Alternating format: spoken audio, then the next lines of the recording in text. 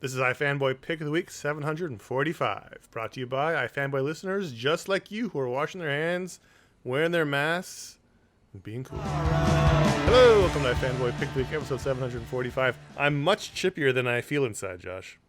You feel quite chippy. My name is Connor Gilpatrick, and I am roasting to death. And this is my co-host, Josh Flanagan, and is it the first official reference to heat this year? It can't be the first of the year. It's late August. Let me tell you. Well, this is the first heat wave we've had in California. You may have seen it on the news if you're someone who watches the news or reads the news. I'm aware. This is how hot it is. I was working at my desk today, doing my work, and it's a wooden desk, and I had my arms on it as I was typing, and I moved my arm, and it slid right off because the sweat had built up, and just it made the desk so wet from the sweat that my arm slid off the table. James Brown celebrity hot tub over there. Yeah, exactly. We are iFanboy. Every week we read a bunch of comics. If I may, yes, just go for it. It's been lovely here this week. Yeah, it was in the low 90s for like a month. Yeah, and then this week it's been like in the low 60s, high 50s at night, and Lindsay and I are just jumping around like Happy Homer in Flushing Gardens. Just woo! Well, that's great for you. We are iFanboy. We read a bunch of comics, no matter the quality. One of us picks the one they like the best, called the Pick of the Week. We talk about that book, other books, the Patron Pick, listener mail. We have fun, even if we're hot, even if the books aren't great. We still have a good time because that's our commitment to ourselves and to you. Here's your spoiler warning. Spoilers. Yeah. Pick of the Week is Thor number 6. Or 732. I would rather say that. I would give it an extra half a point if I was rating it because of that. I meant to mention this last week because there was a couple of random DC books that had their original numbering. I just don't know why some books get the original numbering and some don't. Mm-hmm, mm-hmm. Like Flash and Wonder Woman both are in the 700s. For reasons I don't know, because the other books aren't. Other than Action Comics and Detective. There's just this. I get why those two are, but why are Flash and Wonder Woman? But not other books. It's very weird. Yeah. Anyway. I mean, like you could maybe say that the Marvel ones are like they are because the way that they, LG Legacy is 732, and they're saying this is part 6 of this story. And I'm cool. Like, whatever. Herald I've of already None. given up. I've given up the fight. But I think it's cool that they at least put it on the cover. Yeah, I mean, it's better than acting like it didn't happen, I think. Mm-hmm. So let's talk about numbering for the rest of the show. I could do it. When I started this, I thought, oh, is this still the Donny Cates one? Because time has no meaning anymore. Because this one's monthly.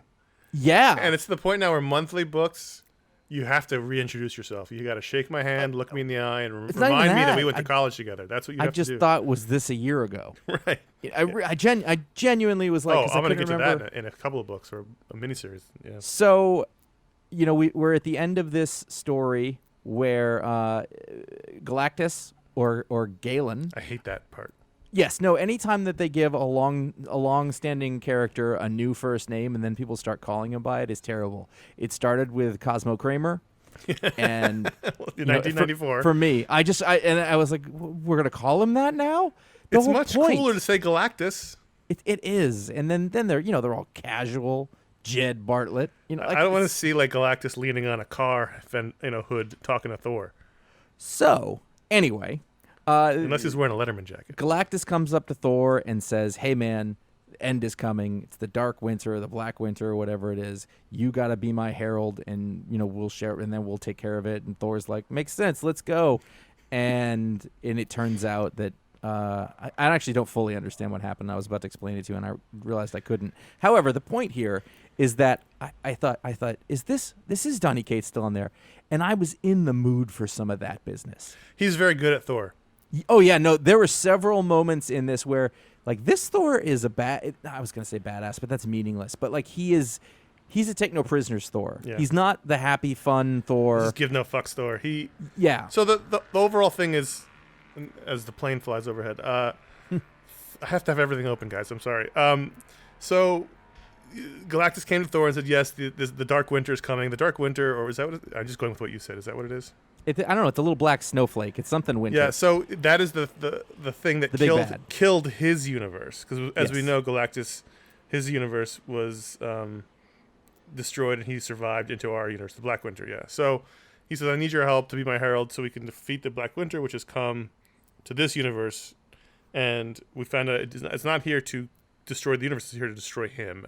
And Mhm. we found out in this issue, or probably maybe the previous issue, that Galactus was the herald of the Black Winter. So I didn't like that part so much. But Galactus, got some superpower from sucking up the energy of 5 specific Earths to fight the Black Winter. Now he's got all this power, and Thor sort of turns tables on him in this issue.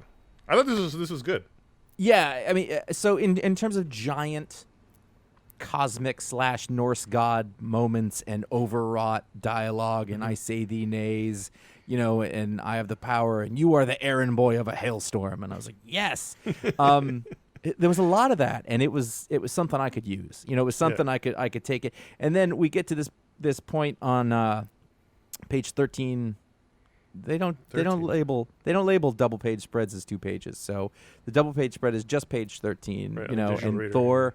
Thor flings Mjolnir at Galactus, and he says, "I sentence you to death." And you see this shot of Galactus I've never seen before. Yeah. His face shrinks like his skin is sucking in, as if he's looked upon the Ark of the Covenant. Right. If you look around his hands and his arms, like his uniform is coming off. There's some Kirby dots in there too. There's a lot going on here that I like looking at, and there's a big krakoom, and it goes underneath the art, so it's part of what's going on. It has motion with that. Like, this page was the one where I was like, that is what I want to see sometimes. Mm-hmm. And then we cut to the next page. I've never seen Galactus like this. He is, he's hurt. He's skinny. He's destroyed. He's smoking, like not like cigarettes. Like he's literally smoking. You have no idea what you've done. And basically, Thor's like, you're a bad person. Galen. Yeah, like you're not good, and no matter what you're trying to save us from, that's. It doesn't make up for everything else, buddy. Yeah, you're not pardoned. And so then, Thor flies, and basically the whole thing is bookended by the fact that this has already happened, and the Silver Surfer, who Donny Cates made black at some point, I don't know why, comes in, and he's like, hey, can we talk? We were both heralds, and, because Thor's just in his throne room sulking. Tells him the whole thing, and so we come back to the present, and we're outside, we're the Rainbow Bridge, and they've got Galactus's helmet as like the gate, and I was like, "That's cold as shit." Asgard. Yeah, he's dead. That's what we should point out. He's dead. Yeah. So no, that's also a big thing. They killed Galactus in this. Now it's Marvel Comics, and so he's a cosmic character. There's no rules to that. He'll be back. But just the image of that sort of helmet there as like a big grim trophy. I just liked that image a heck of a lot. And then there's basically the last image. What did you see when you saw the future? Basically, the winter shows Thor how his end will be. Thor's end. Yeah, Thor's end. Yeah. And Thor's like, I didn't see anything. No big deal. And then you see what he saw. Well, what I really liked was that the Black Surfer says, "What did you see?" And he kind of looks at us, and for a second I thought they were making it like really meta. Mm-hmm. Like he sees us, like you got Animal Man. Animal Man, and then you turn the page, and it's this scene with Thanos and the hammer, and then some sort of black gauntlet. And I don't know if this is teasing the mini event that Donny Cates is doing within his books. And also the behind him is the Marvel Zombies. Right, like he's doing some sort of Venom / Silver Surfer / Thor, like all the books he's doing some event. I don't know if this is that or this is just some random image, but I would like it if it was the other, like they just leave us with this thing, right? And then like in 10 years take it up again or whatever, or don't, because you get many infinite possibilities in these things. But I thought this was great. And Nick, I mean, we talked about Donny Cates and we talked about how great Nick Klein was. We just haven't called him out by name. This book is great. Nick Klein has several styles. And this one really works for this book. It's a great looking book. It's really great. You've got Matt Wilson on colors. Matt Wilson also seems like he's doing a thing for this book that he's not necessarily doing for other books. I wouldn't look at this immediately like, oh, that's Matt Wilson. More muted Matt Wilson. It is. I mean, it's beautiful in terms of color palettes and the energy. And I love the thing where the pages are colored in such a way that it seems like on certain pages like it's actually luminescent, but it isn't. The lightning looks like it's glowing. All of Galactus's energy is coming off the thing. The way that he drew Galactus is just fantastic the whole way through. The way that you've got Thor at the end just shattered. Just Yep. tired. Shattered's not the right word. He's but tired and drunk, and he's scared. Yeah, scared and sad, and it like takes this big character who you've seen be sort of hulking and all powerful through the whole thing, and he just looks small, Mm-hmm. and yeah, it was a really fun Thor comic book, man, and I think, man, Well, it's quite a feat because, and this is the first arc post Jason Aaron, and that's why it's quite a feat because he did, like an all-time Thor run over the course of the 9 years or whatever it felt like it was that he did Thor. yeah, And so to be the guy that comes on after and not drop that ball and write a really great Thor story, is gutsy. Well, also, we were talking about Cates' work a lot for a while, Yep. and I really like his work. I like what he can do. He's perfect for a book like this. I don't like Venom. No, Whether I don't read it. whether I don't like Venom because I don't think that book is good, or because I just don't like the character, so I wouldn't even be able to tell you if the book was good. I tried it for a while, and I was like, this does nothing for me. So I'm glad that I still have this book to read his stuff on, because I guess Venom's very successful, and they really enjoy working on it, but I just can't get into it. So it's nice that I still have this. It's kind of like Venom is sort of like Tom Taylor's Suicide Squad. Mm-hmm. Like, as much as I like Tom Taylor, I'm just not going to read Suicide Squad. And those characters showing up in the other book and in Death Deceased didn't entice me over there. But we're not talking about that. We're talking about Donny Cates on Thor, but we could also talk about Tom Taylor on Injustice Year Zero if we're done talking about Thor. Which I think was a fine pick of the week. I think it was a very, I don't know what I would have done this week, but I don't know that Thor would have been in the conversation for sure. It kind of at the end of the day, and I looked and I was like, this is really the only one that I could, I was reading it and I'm really enjoying this. It had the bombast you want. It had the really epic art, and it had great character stuff, and had Galactus getting what was coming to him, even if we know it's not permanent. And yeah, it just felt like there were stakes. Yeah, and you're right. The image of his helmet as the entrance to the Rainbow Bridge was pretty fucked up in the best possible way. Yeah, it was great. Injustice Year Zero, number 4, the 4th chapter of the digital first series. I have no idea how long it's going. Maybe 6. But that would only be 3 issues worth of comics, so who knows? This is the prequel to Injustice. I haven't started reading it yet. We downloaded the collection. Did you started reading it? Did you continue reading it, or did you stop reading it? I haven't gotten very far since then. So this has been focusing on the Justice Society in a prequel sense to that story. And here we get a lot of Nazi fight in action. And there's 2 things I really liked about this issue. One of my favorite things in old 1940s films is when they have when they were making them during the war, is like when they had like the gangsters turn on the Nazis. Mm-hmm. Like you'll have it'd be like a cop story, and then the Nazis will get involved, and the gangsters who are the cops, enemy will go, whoa, whoa, whoa, we're all Americans here. Yeah, let's team up and fight these Nazis. Having the Rocketeer, Paul Sorvino shooting at the Nazis. Here you've got the Joker, which felt a little strange. He's like, I'm a homicidal maniac, but I'm not a fucking Nazi. That was fantastic. Like, I'm not a traitor. I'm not a bigot. And that was kind of cool. Like, I've never had the Joker in that scenario before, where it's like, what would he do up against the Nazis? He'd kill some Nazis. You know what? It backed up. He's not a bigot. Yeah, he's not. No matter, throughout all the years, he's never added racism to his. He's got that going for him. He does. You know what? Credit where due. And then the other thing was, this is jumping off of last week's conversation with Hawkman and Hawkwoman, is the Hawkwoman gets to take her mace to the face of a Nazi in a very satisfying way. She does. she slams him right down. There was good Spectre in this. Yeah.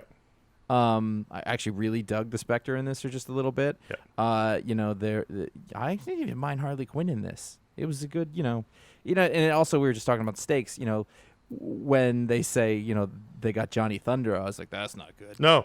And that's the kind of thing, if you're a longtime JSA fan, then it's really satisfying. So this issue, much like Thor, is a flashback tale with a bookend in the present. The present features Joker and Harley hearing about the JSA in the war. They're talking to one of the boy commandos who's now old, and he's telling them about this artifact that the Nazis had that the JSA confiscated from them, and then it was so powerful, so dangerous that they basically dropped it into the sea, into the deepest part of the sea in the Marinara Trench, Is that right? Or am I just hungry? Mariana's Trench. I'm hungry Marinara for Trench. pasta. I'm hungry The for Marinara pasta. Trench is delicious. Yeah, that's where you dip all the bread. You can order that at the Olive Garden. Can Man, I get that's the so good. Marinara Trench? And Screw it's the unlimited breadsticks. I want the Marinara Trench. It's your pasta comes in a tureen. So anyway, so the Joker and Harley want that device, and they're And going the best part of that, though, is it's ridiculous to be like, it's at the bottom of the Mariana's Trench. Yeah. And then the Joker's like, nah, I know people. Harley, fetch my swimsuit. And this is the first little bit of Joker I've enjoyed in I don't know how long. Next, Black Manta. So that's how they're going to get it. Yeah. And I assume whether it's this one alone or whatever their Joker's doing is going to lead to the shenanigans in Injustice. But for now, you've got a really fun JSA in the war story, and I really like it. And the art is unusual, but I like it too. It's very heavy. It's heavy, thick lines. Well, I think that has a lot to do with the way that these pages get cut in half. If these were printed on normal comic book pages, I think there'd be less of that, but there is some of it. Cyan Tomi? Yeah. Tormi. Yeah. I So, liked it. Do you know, sometimes there will be a musical artist, and a lot of people will talk about them, and you'll realize after a while that you never really understood it or got into it, but it wasn't because you didn't like it or not. Mm-hmm. That's Daniel Warren Johnson to me. Interesting, because I was going to ask you, this is Like, I'm aware of him, but it's like some band that I never got around to checking Wonder Woman out. Dead Earth, Book 4, the final chapter of this Black Label miniseries, written and drawn by Daniel Warren Johnson. But you read that book he did. I read one, the Murder Falcon one. Yeah. I don't know. It didn't really, I thought it looked really cool, and it was kind of, but I wasn't like, I got to know what happens next with Murder Falcon. This was very good, I think. This is what we're talking about. What's the pitch? I'll tell you in a second, but the problem is, and it's not the fault of the book, is that it's at least monthly. It may be more than monthly. And I'm pretty sure it started before the pandemic. Mm-hmm. So I really had to go back in the archives. I have no recollection of any of this happening in any way. Right. Like, no, I've never heard this title.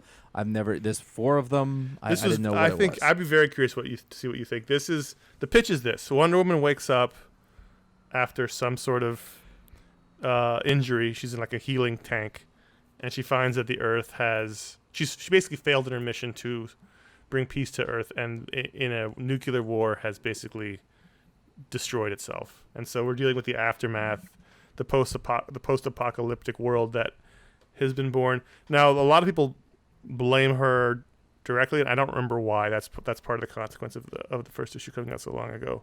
But there's a band of survivors who don't like her, and it turns out that in the final battle of this story, she has to face off against her mother and the Amazons, who've come to basically wipe out everybody else because the rest of the world sucks, which is not necessarily wrong.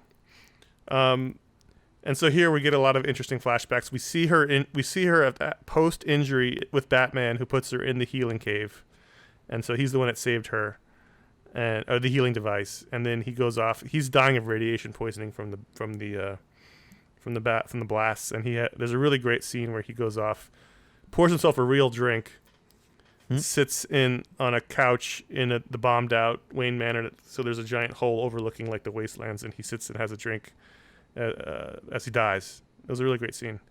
And then this is just a big, giant, crazy battle between Wonder Woman and her side versus the Amazons and their side. And I think Daniel Warren Johnson's an incredible artist. He's really incredible. I think that's true, and it's funny because we were talking about movement and manga, and there's a lot of that present here. So you're looking at it now too? Yeah, I am looking at it right now, and I like his art. I don't. It's got a little Paul Pope stuff going on. Yeah, like I liked it. I liked to look. I never liked Paul Pope all that much, though. No, but I don't dislike. But I'm not like a huge Paul Pope fan. But yeah, this is on the edge, like in what I want in a superhero comic. So like one more step to the right into Paul Pope, and then not necessarily what I want from a superhero comic, but it's just enough to make it really interesting to me. So I think with something like Murder Falcon, like I liked what it looked like an awful lot, but this sort of story and the concept didn't really do a lot for me. And I don't know. I feel like it does look great, for sure. I mean, did you like the story? Yeah, I did. It's basically a big fight and a little Wonder Woman dealing with guilt. There's a couple of things that you may notice as you're looking at this issue of page 30 and on page that whole sequence she's fighting Nubia. She's beating the crap out of Nubia with Superman's skull and spinal column. I saw that. I didn't know that was Superman's. That's Superman's that's funny. skull and spinal column as a weapon. She finds his body, and you think she's going to honor him. Instead, she reaches inside and rips his skull and spinal column out. Now that was a hard image, and I don't know that everyone would like to see that, but you know, in the abstract, it's pretty great. Tough times lead to tough things, and it's a very effective weapon. I think the coloring by Mike Spicer is fantastic. It's a great looking book. It's a really good looking book. Really the dynamic pages. You know, it really is one of those things like I can look at it and I can say that's really cool, but I'm not necessarily gravitated towards this. It may not be what everybody wants right now, great. Either, but it does look great. Yeah. Look at the Batman scene on page 5. That's the drink before dying. It's just really well done, silent page. You know, pulls in, pulls out. I like that kind of grid a lot. I liked this miniseries. I would be curious to see how I feel rereading it all in one go, because it was like every issue was like, oh, what happened? And I still don't necessarily remember everything, but I do remember enough to know I never liked it. I assume it's like a slightly different continuity, so it's not like you even have. Well, it's Black Label. It's in whatever you want continuity to be in. It's just a future. But sometimes if you're missing things, you're like, well, I know where, you know, who these people are and what it is. But if it's not that, you don't have that. You don't have. Yeah, there's no. But if you're in a store, if you're in a place where stores are open, flip through it, take a look at it. This was a book by Andy Corey, who's no longer with the and Mark Doyle, who are no longer with the company. So they're great editors. Yeah. Wolverine #4. Every time I think, why am I reading this? I thought that. I really like this. This is written by Benjamin Percy with art by Peter Bogdanovic, who we liked before on various things, but like New Superman in particular. Color by Matthew Wilson, Corey Pettit. It's a great creative team, and the first 3 issues were an arc, and it was okay. But I like this one a lot as a kickoff. It almost serves as like a one-shot story. Wolverine is feeling down on himself. I like the idea that he has his own secret gate to Krakoa that he built to Canada that's next to a bar, and it looks like he has it hidden in like a shack, so you can't even see the gates there. And so he goes to this like shitty Canadian bar. Like he says, like, you know, it's a place to go if you go to you want to punish yourself, because they only serve like beer and the worst kind of bottom barrel whiskey, and like no one wants to drink that. And he goes, and everyone in the bar is a little standoffish. There's this weird guy grinning like the Joker in the corner, and one guy tries to fight him, and that doesn't work out so well for that guy. And there's a over the hill older lady with 3 teeth who is maybe coming on to him, maybe not, and it turns out he's been poisoned, and all these people in the bar have reason to hate him, and they try to kill him by basically drugging him and then dropping him in the frozen lake and having it freeze his back over, kind of like the old guard, like drowning over and over again, which I guess is now the new thing to do to immortals. But it was this almost like interesting one-shot, almost horror, thriller-esque story about people trying to get revenge on Wolverine, and it doesn't not go well for them in the end. Who's that character? Is that Omega Red? Omega Red, who's like one of those 90s. Ugly. Yeah. Ugly. It's a bad cover. But it's a great looking book inside. Yeah, no, it is. You're absolutely right. And I enjoyed reading it. I don't know why. The logo's terrible. Yeah. The Wolverine. They're all, I don't know, it's a thing, but. It's sort of a side book. It's not really involved in the main X-Men story. And do you normally read Wolverine? I usually try to read it when there's a new series of it. I like, I like Wolverine. I like Ben Percy, though. You're a Ben Percy fan. What has he written before? Didn't you Green Arrow for a while? Possibly. I think so. It wasn't a detraction. Yeah. I was just curious with the reboot how Wolverine was, and I liked it enough to get reading. So you've been reading it since the beginning? Well, it's only 4 issues. Do those come out monthly? Yeah. I have a lot of questions for monthly. you. Yeah, that makes sense. Yeah. You know what else makes sense? Patreon.com/iFanboy. That's where you want to go if you want to support this show. Sometimes it's better than others, some episodes, and sometimes you want to support shows that are good. You know what? If it makes sense, if you don't like a particular episode, you tell yourself, I'm not supporting this one. I'm supporting the one I like. Yeah, and the thing is, we try. You can't say we don't try. Where am I in the script? We have a new stretch goal, G.I. Joe Corner, a weekly, monthly look at each month. Each episode of G.I. Joe Real American Hero, whatever. What's funny is that we normally do this in the morning, and now we're doing it at night, and it's a whole other different kind of incompetence that's happening. Yeah, because now we're doing it in the time I would be having dinner. And I'm which is sleepy. why I was thinking about the Marinara Trench.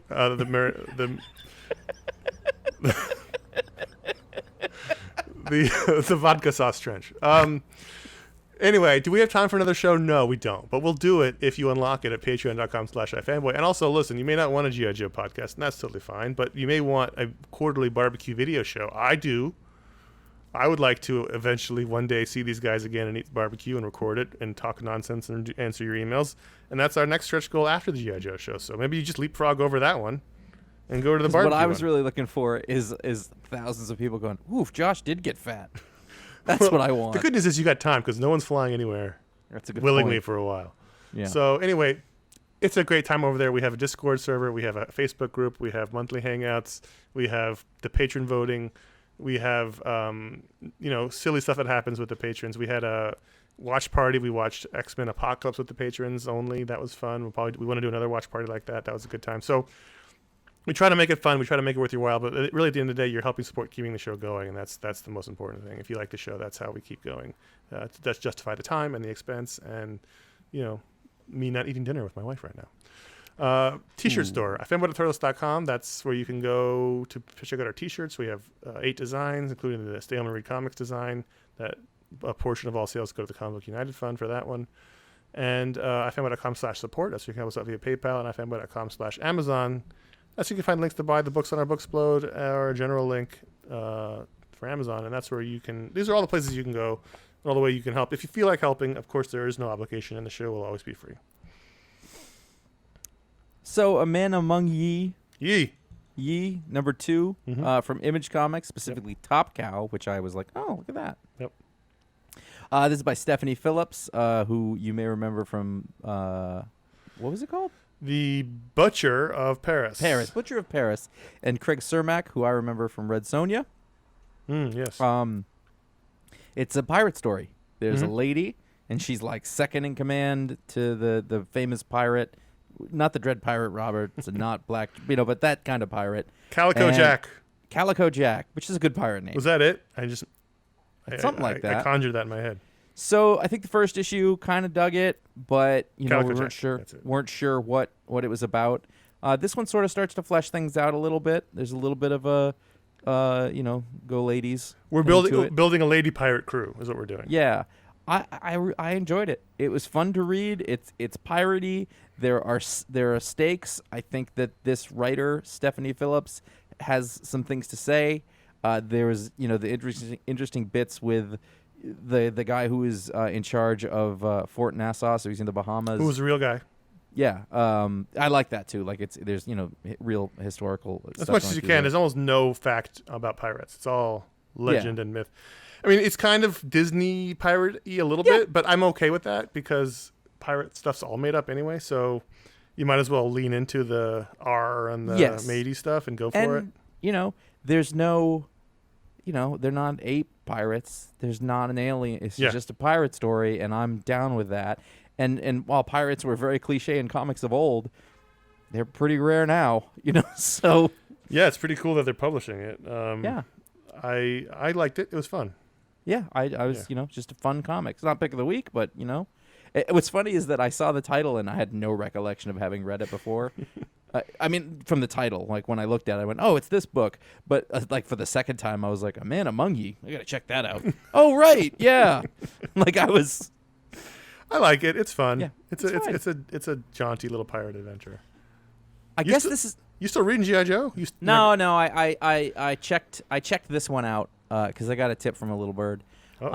And G.I. Joe number 7. This is at the end of starts a new arc basically, or it happens after the end of the last arc, which is the first 6. Still being written by Paul Allor and art by Chris Evanhui, with colors by Brittany Peer and letters by Neil Uyutake. Yeah, that's cool. I'm going with that. What this issue is it's basically a PTSD issue about Scarlet. Interesting. And so in this world, Cobra has taken over, and G.I. Joe are basically part of the resistance. Yeah, that's what I think I read the first 3 or 2. Yeah, I read something like that, and I didn't love it. It was fine, but it was just I realized I'm very particular about G.I. Joe. Yeah. Like I'm like, well, I like the cartoons from when I was a kid, and I like those comics. There was that time when we were all really excited about G.I. Joe Cobra, Yep. and that was still an outlier, though. I can't Yeah, think no, of another. those books were all good. We read Origins, which was very good, and we read their main yeah. book was the least good. But at that point, I don't know, fuck it, 15 years ago, I'm just picking a number out. It was a long time ago. There were 3 solid G.I. Joe books, but they were doing it by honoring the past, but giving it a harder, realistic edge, which was a really fine line to walk. And Yes, they didn't walk it for a super long time. So in this one, Duke basically tells Scarlet she's grounded until she go get some therapy. Mm-hmm. And all of the things that I'm saying, you might be saying, because I am thinking them, don't seem to fit with what my idea of G.I. Joe is. And I don't necessarily want these things in a G.I. Joe comic. However, it should be said, I thought it was really good and it was really well done. If it wasn't G.I. Joe, it would probably have more impact with me. But, the fact that it was, like, I'm also a different reader than from the time of G.I. Joe Cobra. And maybe I would feel the same way, but, like, I want less gritty realism in my stuff. I kind of want it to be silly. But all that said, like, it's a good issue. Like, You're in a point in the world where you need some escapism Mm-hmm. and not some realistic stuff. Yeah, well, no, there's the thing is, like, when we were younger, I think that we wanted people to be able to, like, we got to take these comics seriously. That's the whole spirit of '86. Right. And now I'm like, that's not the strength of comics. Right. That's the difference in me. Point being, is it my favorite G.I. Joe comic? No, but it was a really good comic. And if that's the kind of story that you think would resonate with you, I think it's very thoughtful. I think it's very well written. I actually really like the art. I liked it on the first one that we read. I think I want to go back to Yo Joe, but for what this is, it was fun. It's good. Not fun's not the word, but it was really well done. Batman: The Adventures Continue, number 10. This was your pick. Are you still reading this? Yeah. Yeah. I really liked this one. It's just basically like the quote unquote origin of Jason Todd, and I liked that this Jason Todd and it's very it seems antithetical to itself because it's the animated sort of world and adventures, but this is pretty grim in that like Jason Todd's an asshole way more than in the comic books. Like, he kicks Batman in the face at one point, and I was like, oh, you can't do that. Well, yeah, it's the same shock you get in a different way with Mad Love, but there's an angry dog across the street. It reminded me a lot of the comics at the time of Jason Todd. Like, one of the really classic indelible moments from reading comics was there's a story where they're trying to nail some like international crime lord or something, and they catch him like at home, maybe beating his wife or something, and Batman's off like not looking, and suddenly we cut to the guy flying off the balcony, and Jason just says he slipped, and we never know what happened there. No, that's great. And so that reminded me a lot of this here, where he tries to toss the guy out the window. I'll tell you what I found. Or he does toss the guy out the window. Batman has to save Scarecrow. What I found really interesting with this one was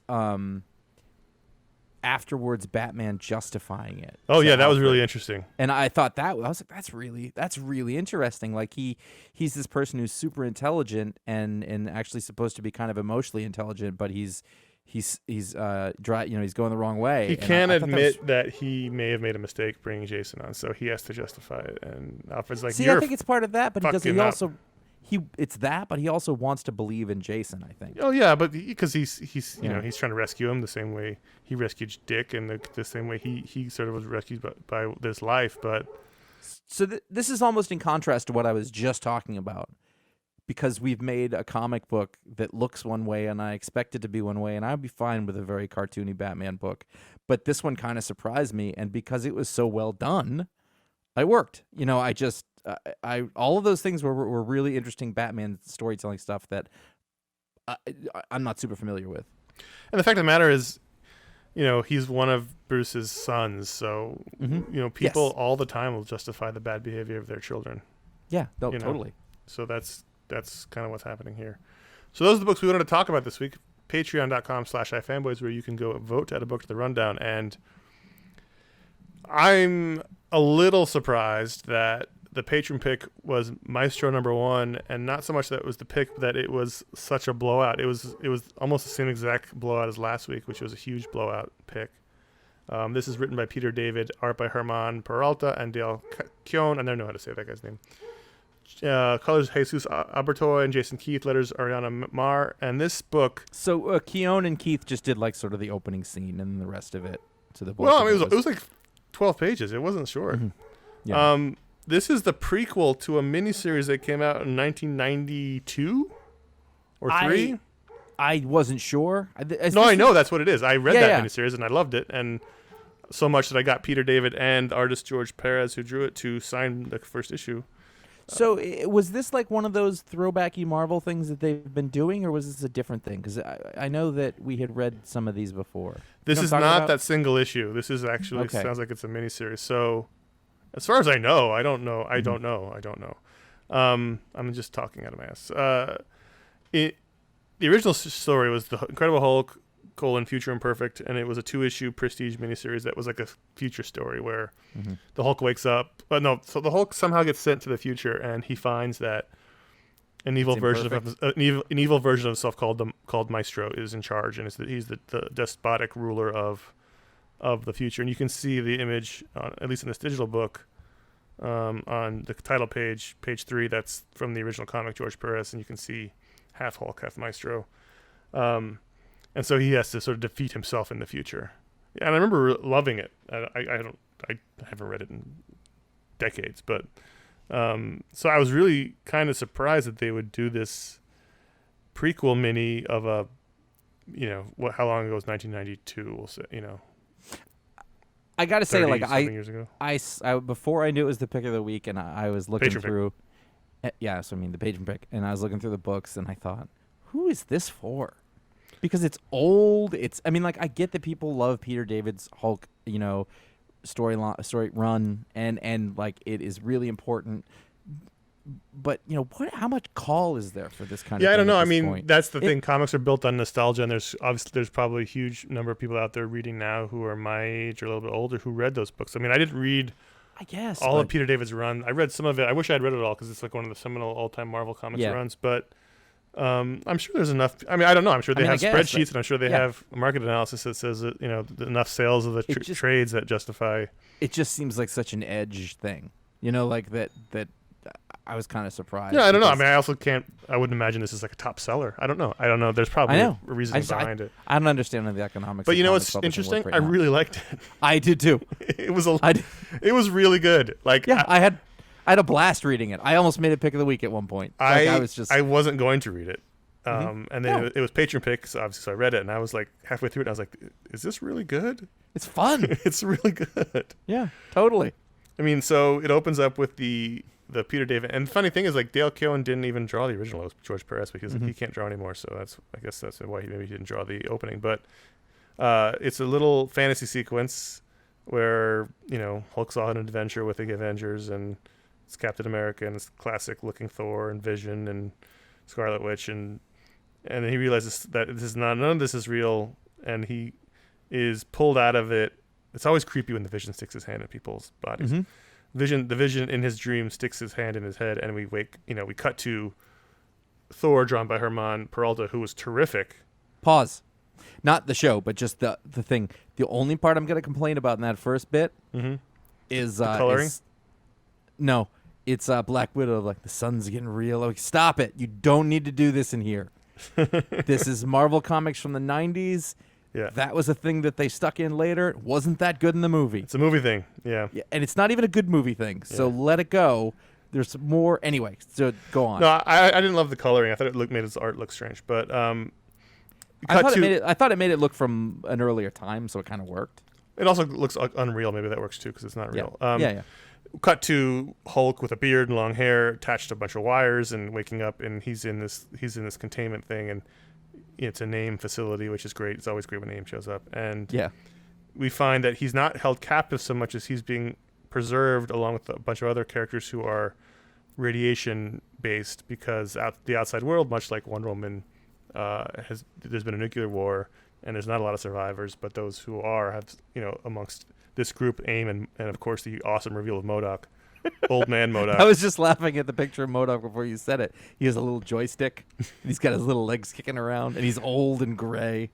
And wrinkly. And so they're trying to preserve society as best they can, and in about 20 years they can go back to the surface. So they're trying to keep everyone safe, and so it's not so much they were holding him captive as they were just holding him safely until he could get out. But he breaks out, and they're in L.A. and he's pissed, and I think this is a miniseries. I hope it is. Yeah, it is. There's the next issue page. Yeah. So no, there was a cliffhanger at the end because I thought we were just going to end it and that would be it. But I was kind of excited he has about a that. Planet of the Apes moment, kind of, when he sees downtown L.A. looking like they just shot San Andreas. I really enjoyed this. I thought the art was terrific. I thought Herman Peralta's art was really dynamic and really exciting. Hulk. It was kind of Hulk I've never seen before. I really enjoyed like MODOK in this. Mm-hmm. I've never said that sentence. We've moved forward and a bunch of shit has gone down, and that AIM is a different thing than it was. Yeah. They still got the goofy helmets and they're always around, and you're. Yeah, I like that AIM sort of goes from being nefarious to being just just amoral, basically. Like those are the sort of lines that we're scientists. We just don't give a shit about anything. Right. And I don't know what's happening. I don't know, but this Hulk is interesting, and Peter David is not, he's not an A creator anymore, but he's good at a real it. Deal. Yeah, he is. And he's like we talk about other '90s guys who come back and will knock it out of the park. Like they just because they're older doesn't mean they don't know how to write comics anymore. He's very good at this. Yeah, he was a top name for decades. Oh, yeah. No, I mean, God, I think the last thing I read that I really liked was he did the Multiple Man series. Yeah. Or his X Factor. X Factor. He did Multiple Man first and then X Factor.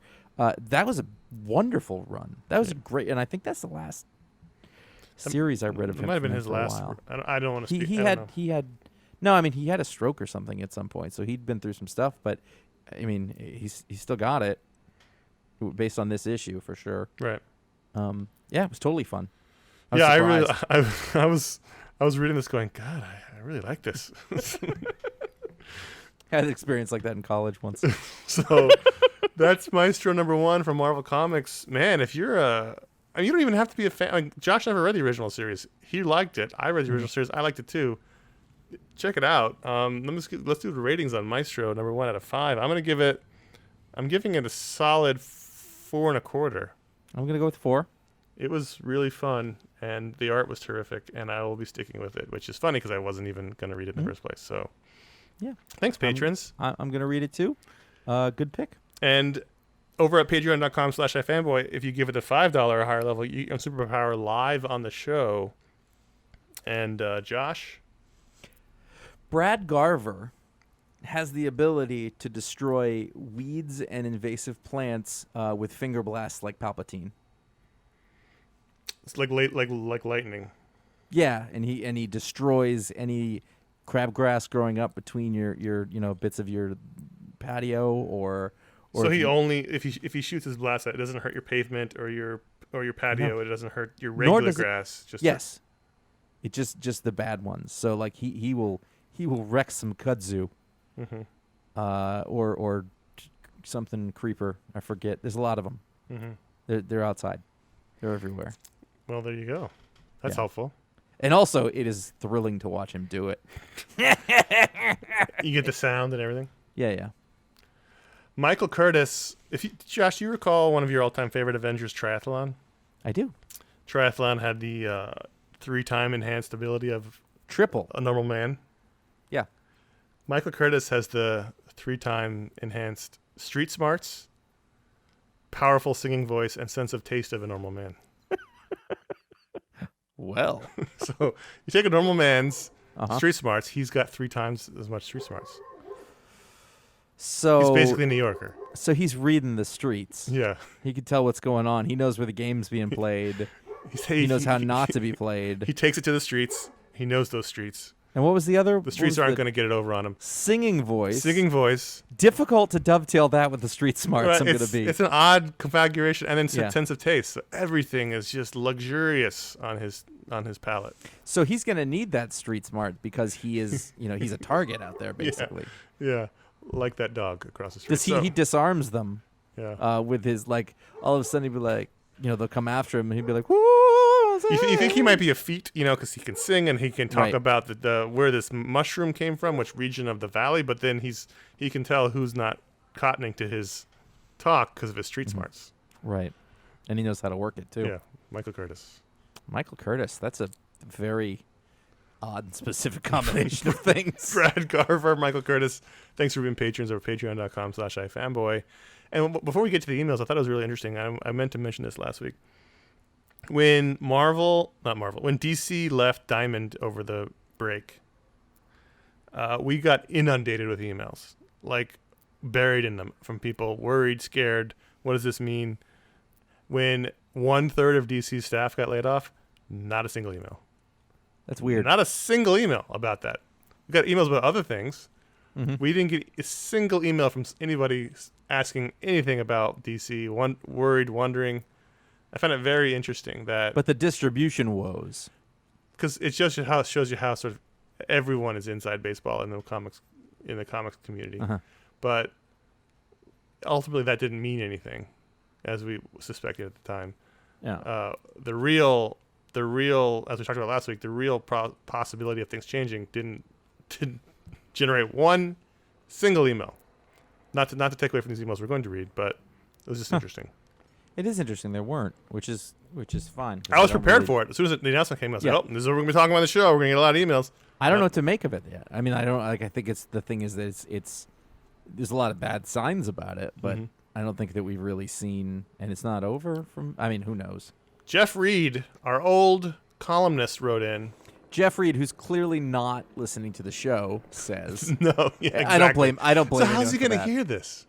I don't know. Because if he would know the answer to this question if he were listening. Therefore, ipso facto, he'll never hear the answer.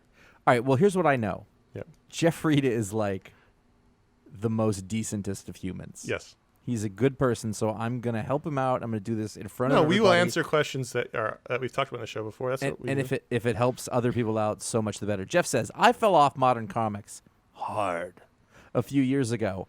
However, I have 2 trades on order that I would like your opinion on. I didn't like the beginning of Bendis' Superman run. His creation of a villain that was really behind Krypton's destruction felt forced and unnecessary, though I felt the same way about Rogue One revealing who was really behind there being a flaw in the Death Star. A conspiracy is way more boring and non-relatable than the old way these things were destroyed through hubris. Pause. He is kind of an expert on DC history. Yeah, he used to write our Yeah. history columns, the DC Like history columns. He Yeah. knows his stuff, so that's a fair... Also, I'm all with him here. That was all correct. Everything Yes. he said in that paragraph was correct. That's true. So back to it. Yeah. So if I didn't like Bendis' Superman and I dropped off early on, can I enjoy and get something out of the Lois Lane and Jimmy Olsen 12-issue series that are getting trades released in the next few months? Or are they too tied to the Mothership series? Should I save my money and just get them from my library where I work and whose graphic novels I directly purchase? Because he is a librarian also. That's the question. First of all, Jeff, why don't you ask us before you order things?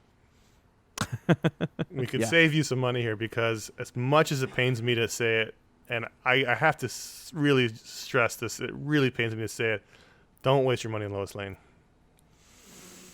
I'm not quite that far along, but I would probably not give it a full-throated recommendation. I think there's things that are interesting in there, but overall as a thing, no. As a piece, it was not successful. The beginning was really interesting and fun, and then it just sort of went too deep inside of whatever conspiracy Greg Rucka was trying to investigate, and it ended in a not satisfactory manner.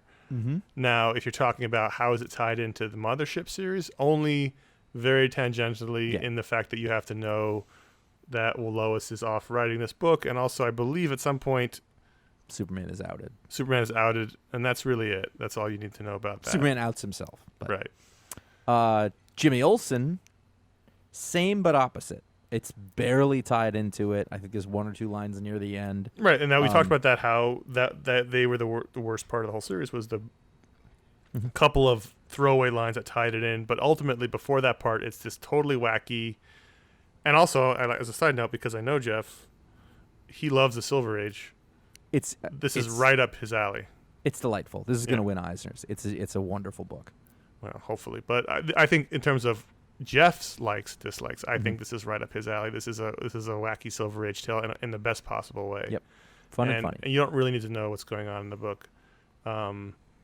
If you want us to make personalized recommendations based on your tastes, then you first of all have to come right for our website for a few years, and then you can write in, and we'll know your tastes, and therefore can properly recommend books.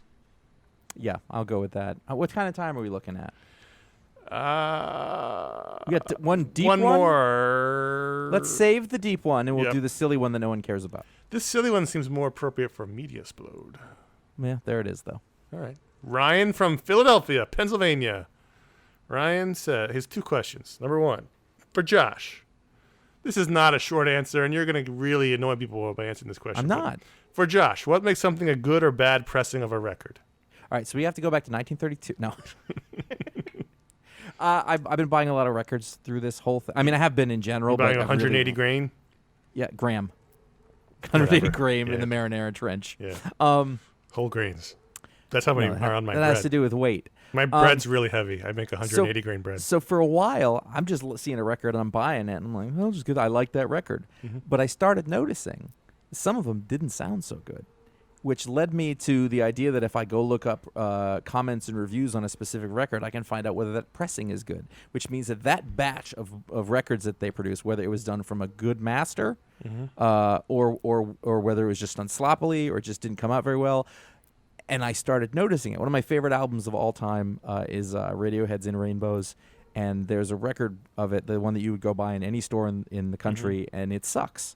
It's like one of the best sounding albums, and the record has none of it in it. So I bought one from Italy that was sent here, and it's much better. So it's like you basically, my tip for record buying is if you give a shit about what things sound like, then you should check which version you're getting before you just buy one, because it can make a big difference. It's a lot like a lot of transfers. Like we did our Mediasplode on Midnight Run, and I bought the only existing version of the Blu-ray for that movie. It's just I love like that movie, and it's not a good transfer from the original film master, but it's the only one that exists, so I don't have a choice. I mean, I have the same way in Blu-ray. I have I'm going to say it's either Gangs of New York or Reign of Fire. One of those two of my sort of favorite movies. And one of them looks terrible. Like, I was like, what happened? It's a Blu-ray. It's like, it's not good. Meanwhile, you can go back and pull out, like, an old DVD, and some of them look terrible. But, like, I put in my Gladiator DVD, which is, like, 20 years old. It looks great. It's a wonderful digital transfer. And it's not super high res. But, so anyway, the other thing that happens with records is a lot of records aren't mastered from the original. So they're mastered from digital, which is sort of antithetical. Well, a lot of masters were lost. There was that big Universal fire a couple years ago. They lost a lot of original masters, like really big albums. Anything recorded in the last 20 years was, most of it was probably recorded to digital anyway, so it doesn't really make a lot of sense to put it on a record. But, there's all sorts of things about fidelity and dynamic range and all those things. But, the thing is, like, if you get a record, what do you think? We're at 2% are enjoying this, and the rest are just like, fucking stop it. I warned everyone. I don't want to say I didn't. Yeah, that's fine. And this next question of his is so weird that I was like, I have to put this in here because I don't know what's going to happen. Question 2. What do you guys think of the new Taylor Swift album? It's a pretty decent... Sorry, I have a reaction to the laughter in the room. It's a pretty decent singer-songwriter effort, and curious if it even landed on your radars. And I haven't heard it. I've read great things about it. I've read the New York Times raved about it. There was a couple of places raved about it. I like Taylor Swift. I think she's a good singer-songwriter. I have no problem saying that. I had a suspicion that you would say something like that, and you would mean it. And I don't. I know she does interesting pop music stuff. Sure. Especially as she grew out of like being the teeny bop country singer. But I have not heard anything from her album because I don't drive anywhere, and I also. You have a record player, but you're not going to buy the record. No longer listen to the radio in my car. No. Yeah. I mean, I like. So I have a couple of songs like on iTunes of hers, but I don't like buy albums or anything. Here's what I know about Taylor Swift. End of story. Okay, so no. I know that this would not fall on Josh's radar. I know that she's pop, and that people who like pop things but have a good taste. Your wife would probably like Taylor Swift. Tend to like no. That's not a thing. Because she wasn't a '90s singer. Yeah. She's too young. She's too young. But we she's went through a my while. Age. No, Taylor Swift is too young. Taylor Swift is too young. Yeah. Taylor Swift is too young for her. Just trying to throw you a bone here, so you're calling your wife. My kids went through a thing where they really liked the song Bad Blood, but we would listen to the remix with Kendrick Lamar. Okay. And so I know every beat of that. That's what I mean. She does interesting stuff, with, anyway, this is not a show about Taylor Swift. We get more downloads. I know that people are like, I love that this is a thing that's happening. I was like, these questions have nothing to do with anything. We should totally do them. This is what happens when it's hot out. Mm-hmm. All right, let's bring it home. Contact@ifanboy.com is where you can write us in. And if you have questions about DC, you missed it. The window's closed. No more DC talk. That's not true. Sorry. We'll answer them if they're good. That's how you can write in and get in the show. Thanks for that. And let's see.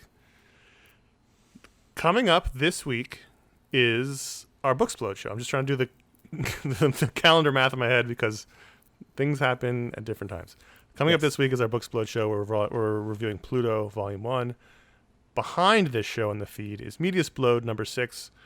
Perry Mason is our main topic, but it's only about a third of the show. We spent about a third of the show on what else we've been watching, plus talking about how much we miss going to the movies, plus our new segment called The Grab Bag, which is like the last 15 minutes of the show. Not so humbly, I think that was our best Mediasplode episode. So, Perry Mason may be the main topic, but if you didn't watch Perry Mason, there's a lot of other things talked about on Mediasplode this week. A lot of surprising shows were watched in the last month.